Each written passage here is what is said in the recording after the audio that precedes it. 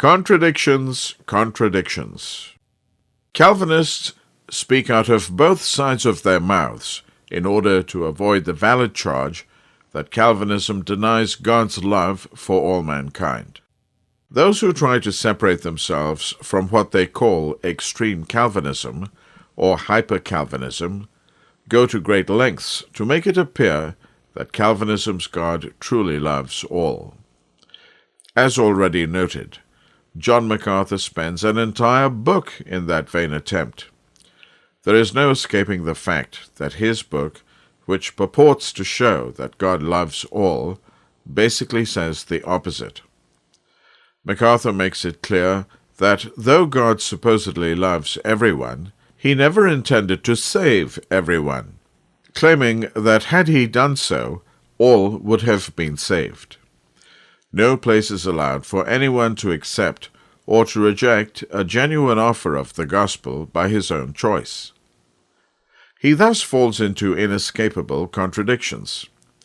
For example, MacArthur condemns those who deny that God loves everyone, but what he calls God's love for the non-elect is not love at all.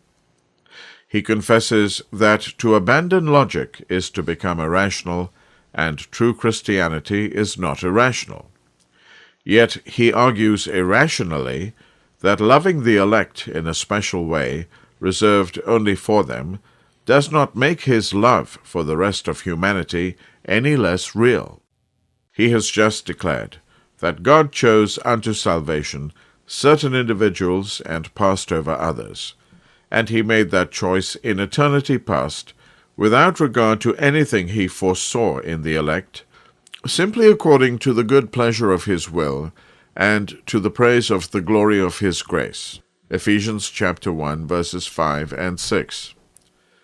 In his next breath, however, he admits, "It seems reasonable to assume that if God loved everyone, he would have chosen everyone unto salvation.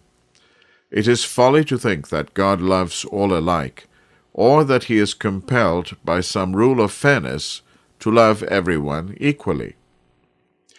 On the contrary, degrees of love cannot explain the difference between predestining a select group to heaven and the rest to hell, though all could have been received into heaven.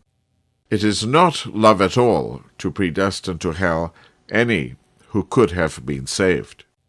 So MacArthur attempts a further explanation. God's love for the reprobate is not a love of value. It is the love of pity, a love of compassion, of sorrow, of pathos, the same deep sense of compassion and pity we have when we see a scab-ridden derelict lying in the gutter, a genuine, well-meant, compassionate, sympathetic love. Here we see the depths of complete irrationality into which the Calvinist falls in trying to balance on the tightrope of God loves all, but not in the same way.